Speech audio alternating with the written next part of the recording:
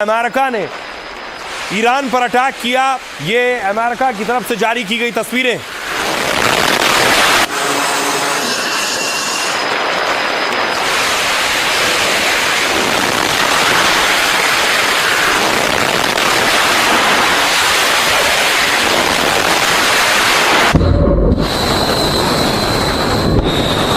America ने अपने fighter उतार दिए, क्रूज मिसाइलों का इस्तेमाल किया।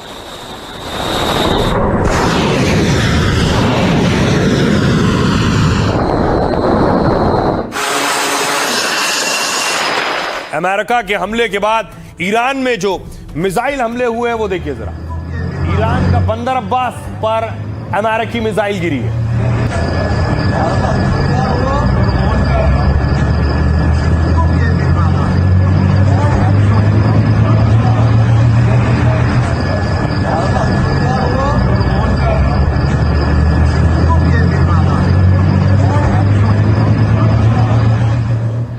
और न सिर्फ बंदर अब्बास, कई और जगहों पर अटैक हुए। ये अमेरिकी टारगेट्स हैं जो ईरान में एक एक जगह पर मिसाइल और ड्रोन अटैक हुए।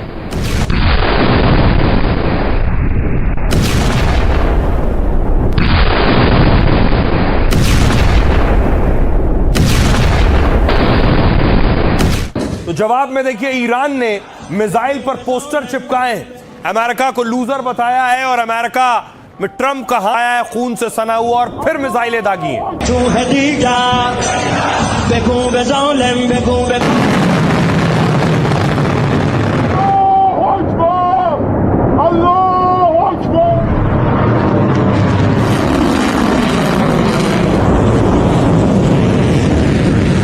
ईरान ने अटैक किया तो मिसाइल नजदीकी देशों कुवैत में जाकर गिरी।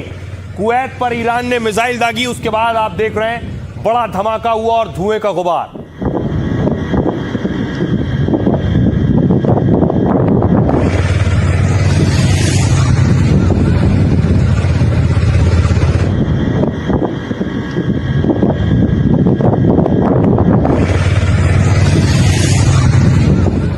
उसके बाद ईरान ने कद्र मिसाइल का इस्तेमाल किया है। कद्र मिसाइल दागी ईरान ने अमेरिकी ठिकाने जो अरब देशों में।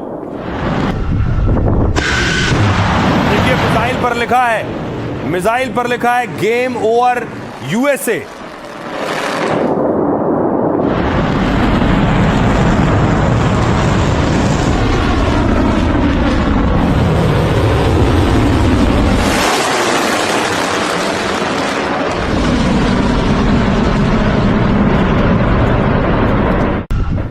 न सिर्फ मिसाइल बल्कि ईरान ने आज भी ड्रोन अटैक किए।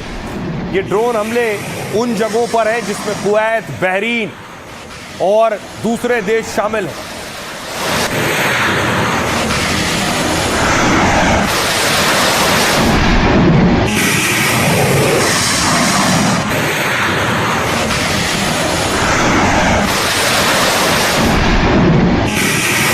और दावा है कि ईरान ने बाकायदा नेताओं की हिटलिस्ट तैयार कर ली है। कौन कौन से नेता दुनिया के उनके टारगेट पर हैं। अमेरिका ईरान पर ताबड़तोड़ हमले कर रहा है, लेकिन इसी बीच ईरान से आए एक हिट लिस्ट ने सबको चौंका दिया है। ट्रंप, नेतन्याहू, मैक्रो से लेकर मेलोनी तक इस लिस्ट में टॉप 13 लोगों के नाम हैं। लेकिन इस बीच सवाल यही है कि क्या मुश्तबा वाकई मिशन बदलने का औपचारिक ऐलान कर चुके हैं, या ये ट्रंप को सीधी चुनौती देने का इनडायरेक्ट रास्ता है। अब देखिए जरा हिट लिस्ट में कौन है। ट्रंप के करीबी सांसद रहे जिन्हें आप देख रहे हैं सीनेटर लिंडसे ग्राहम। इनकी संदिग्ध परिस्थितियों में अचानक मौत हो गई। इनकी मौत का हवाला देते हुए ईरान कह रहा है उसने टारगेट बना लिया है लिस्ट। उनमें दुनिया के बड़े बड़े नेता कौन से हैं देखिए जरा। उनमें पहला नाम अमेरिकी राष्ट्रपति डोनाल्ड ट्रंप का है ईरान की हिट लिस्ट में। दूसरा नाम बेंजामिन नेतन्याहू का है। इसके अलावा देखिए ब्रिटेन के पीएम कीर स्टारमर, फ्रांस के राष्ट्रपति इमैनुअल मैक्रो टारगेट लिस्ट में।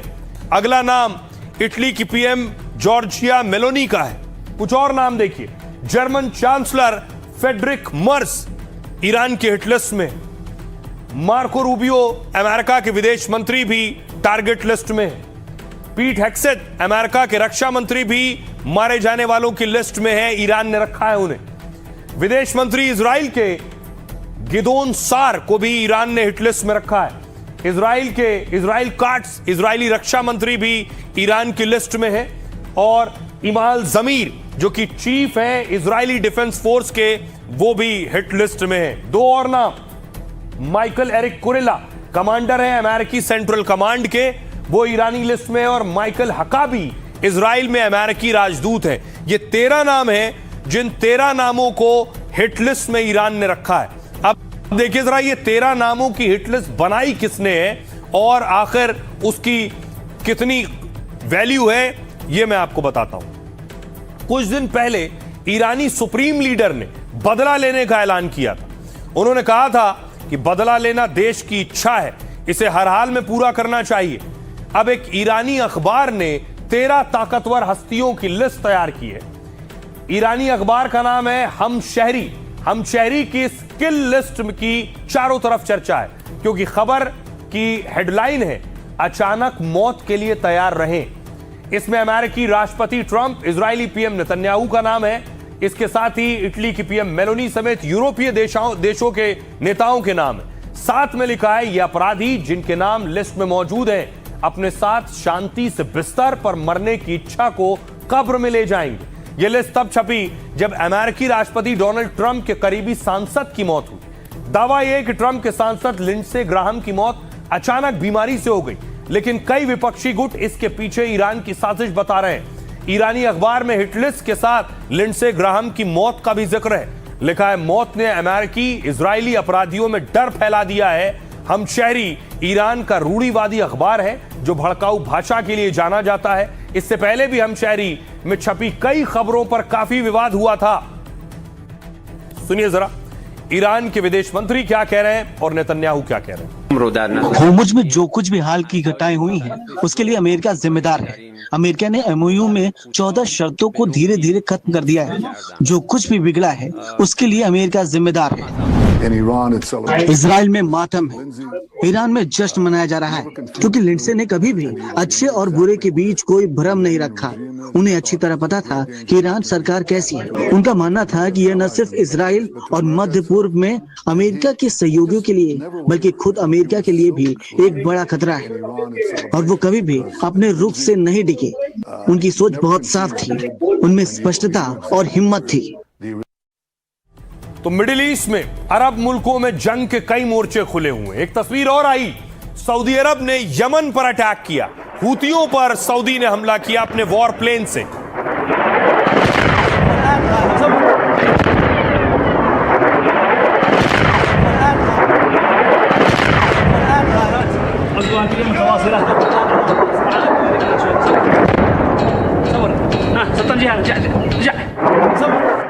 दूसरी तरफ डोनाल्ड ट्रंप ने ट्रुथ पर B-2 बॉम्बर की तस्वीर डाली। क्या यह इशारा था कि ट्रंप एक बड़े हमले की तैयारी कर रहे हैं और ट्रंप अपने बड़े खतरनाक विमान उतारने वाले हैं ईरान पर हमले के लिए?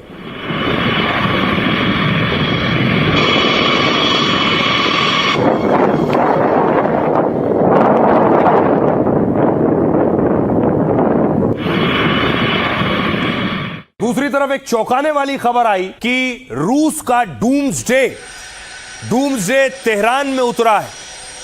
डूम्सडे उतारा जाता है जब माना जाता है प्रलय या कयामत आने वाली हो। उस वक्त इस विमान का इस्तेमाल किया जाता है। अब सवाल यह कि रूसी विमान तेहरान में क्या कर रहा था।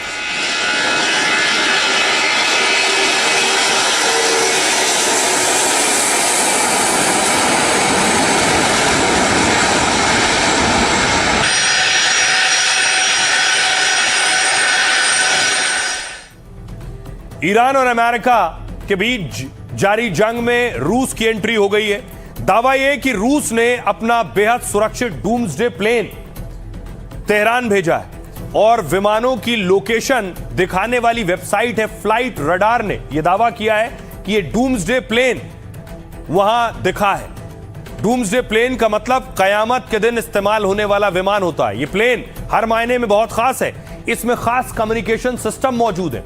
दुश्मन जितना भी नेटवर्क बाधित करे, प्लेन से संचार व्यवस्था बनी रहती है। इसे ऐसे डिजाइन किया गया है जिससे परमाणु हमले का भी कम असर पड़े। और खास बात यह है कि यह विमान हवा में रहकर पूरा ऑपरेशन कंट्रोल कर सकता है, जिससे टॉप लीडर किसी भी वक्त मिसाइल लॉन्च का आदेश दे सकते हैं। इसमें स्पेशल डेटा लिंक है, जिससे अगर कभी संकट की स्थिति आती है तो भी रूस के टॉप लीडर उड़ान के दौरान सेना और सरकार संभाल सकते हैं। डूम्सडे विमान को रूस का स्पेशल फ्लाइट स्क्वाड्रन संचालित करता है। यह यूनिट रूसी राष्ट्रपति के साथ टॉप अधिकारियों के उड़ानों का जिम्मा संभालता है। रूस के पास ऐसे कितने विमान हैं, इसकी जानकारी आज तक सामने नहीं आई, लेकिन साथ ही इस विमान के मिशन के रिकॉर्ड को भी सार्वजनिक नहीं किया जाता है। अमेरिकी हमले के बीच जिस तरह रूस ने तेहरान में विमान की तैनाती की है, दावा है कि रूस अब पूरी तरह से क्या जंग में उतरने वाला है, ईरान के साथ देने की तैयारी कर चुका है। सुनिए जरा क्या कुछ कह रहे हैं इस पर डिफेंस एक्सपर्ट। अगर लड़ाई होगी तो ये कहना कि रूस और चाइना खुल के आएंगे, हाँ जैसे पहले आए थे, यानी कि वो इंटेलिजेंस देते रहेंगे ईरान को। चाइना ऑलरेडी सॉलिड फ्यूल बनाने के लिए प्लानिटरी मिक्सर दे चुका है ईरान को, और रशिया MIRV टेक्निक दे चुका है, यानी कि एक ही मिसाइल में कई वारहेड लगाने की टेक्निक। इतना ही, बस, इससे ज्यादा नहीं। उधार की ताकत समय पर काम नहीं आती। आने वाले समय में मुझे लगता है कि अगर ये युद्ध होता है तो ईरान को कल्पना से भी अधिक नुकसान पहुंचेगा। और देखिए, इस बीच बड़ी खबर आ गई है। बड़ी खबर अमेरिका ईरान के बीच जारी तनाव से जुड़ी है। अमेरिका ने पहली बार समुद्र से ड्रोन हमला कर दिया है। ईरान को बड़ा झटका दिया है। सेंटकॉम के मुताबिक एक तरफ से उसके वन वे अटैक ड्रोन ने ईरान के सबमरीन और शिप मेंटेनेंस फैसिलिटी को निशाना बनाया है, वहीं दूसरी तरफ कॉर्सेयर, ये तस्वीरें देख रहे हैं, ये जो तस्वीरें हैं ये बता रही हैं कि किस तरह से अटैक किया गया है, और ड्रोन से अटैक किया गया है, समंदर से अटैक किया गया है।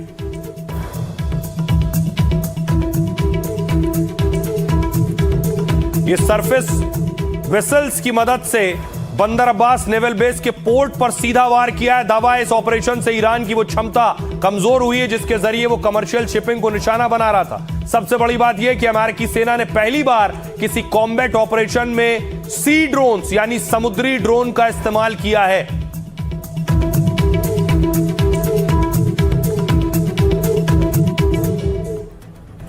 और आइए खबरों में आगे बढ़ते हैं। आज की एक और बेहद दर्दनाक खबर है जो बैंकॉक से आई है। बैंकॉक में आग का तांडव और 27 लोगों की मौत हो गई। ये तस्वीरें देखिए जरा।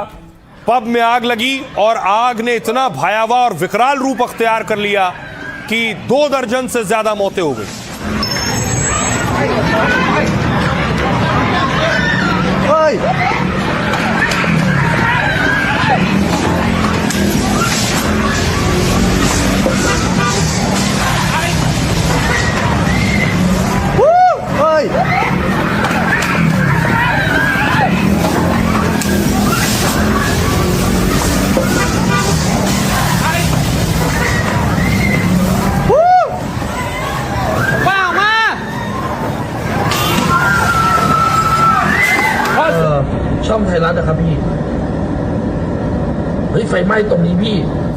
अब आग लगने के बाद सोचिए वहां क्या मंजर था। चारों तरफ लाशें बिखरी थी, लोग बेहोश थे, दम घुटने से लोग बेहोश हुए बहुत से। देखिए जरा, CPR दिया जा रहा है।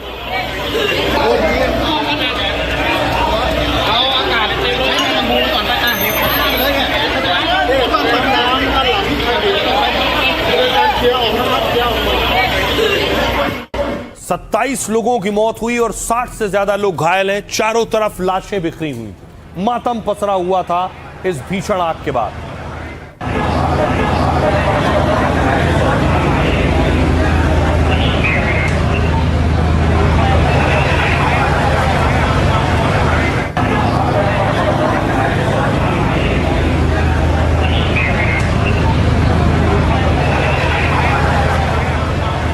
और अब आपको दिखाऊं उस पब का हाल क्या है जिसमें आग लगी थी। पूरी तरह से जलकर राख हो गया है।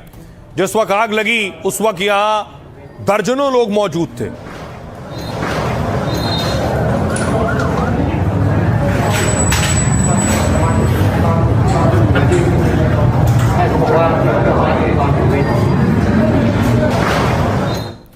तो बैंकॉक में देर रात पब में अचानक आग लगी।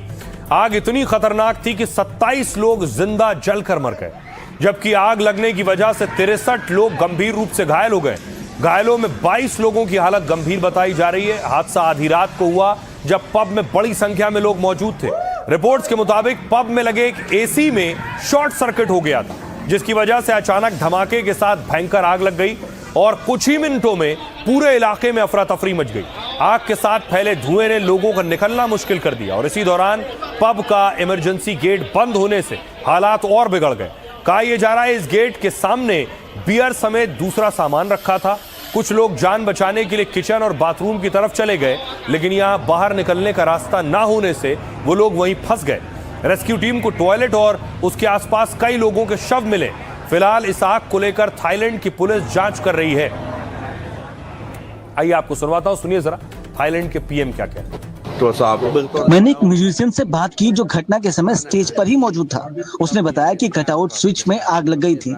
उसके बाद सब कुछ बहुत तेजी से हुआ, धमाके हुए और हर कोई धुएं और आग से बचने के लिए भागने की कोशिश करने लगा। उसमें से कई लोग बाहर नहीं निकल पाए क्योंकि वो धुएं और आग से बचने के लिए बिल्डिंग के पिछले हिस्से में टॉयलेट की तरफ चले गए थे। हमें ज्यादा शव नहीं मिले। अभी तक हम शवों को बाहर निकाल पाए हैं। वहाँ 27 शव मिले थे। बाकी लोगों को पहले ही अस्पताल भेज दिया गया था और हम अभी भी उनकी हालत के बारे में पता लगा रहे हैं। शुरुआती जांच में पता चला है कि उस जगह के पास रेस्टोरेंट का लाइसेंस है, जिसके तहत लाइव म्यूजिक परफॉर्मेंस की इजाजत है और कानून के मुताबिक आधी रात तक काम करने की अनुमति है। और आइए खबरों में आगे बढ़ते हैं। आज की एक और बड़ी खबर है। चलती ट्रेन में हवन पूजन पर बवाल हो गया है। बहुत से लोगों ने तस्वीरें देखी कि चलती ट्रेन में हवन पूजन हो रहा है। इससे पहले देखिए एक तस्वीर आई थी कि ट्रेन में हनीमून स्वीट बना हुआ था, जिस पर बवाल हुआ कि आखिर ट्रेन में परमिशन कैसे मिली, ये स्वीट कैसे तैयार हुआ, किसी के हनीमून के लिए ट्रेन में कब से प्रतिबंध होने लगे।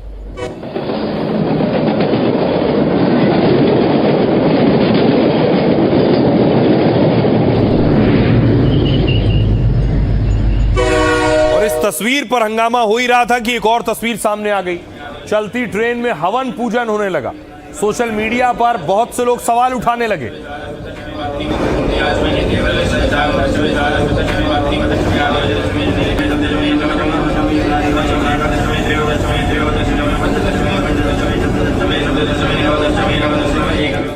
सवाल उठने लगा कि ट्रेन में आखिर हवन पूजन की इजाजत कैसे, तो रेलवे ने खुद इस पर सफाई दी। रेलवे ने बताया इसके लिए पहले से परमिशन लेनी होती है, उसके लिए बड़ा चार्ज देना पड़ता है और उसके बाद यह इजाजत मिलती है। तो इस बवाल की पूरी कहानी क्या है, आइए आपको बताता हूं। रेलवे ट्रेन के कोच में पूजा पाठ हुआ तो जमकर बवाल मच गया और सोशल मीडिया पर अलग अलग तरह के सवालों को लेकर लंबी बहस छिड़ गई। यह वीडियो नई दिल्ली से मुंबई सेंट्रल जा रही ट्रेन का बताया जा रहा है, जिसमें एक पुजारी ट्रेन की फर्श पर रुद्राभिषेक करते हुए नजर आ रहे हैं। वायरल वीडियो पर रेलवे ट्रेन में सुरक्षा को लेकर बड़ा सवाल खड़ा हो गया। वीडियो को लेकर हंगामा ज्यादा बढ़ा तो रेलवे की तरफ से सफाई दी गई।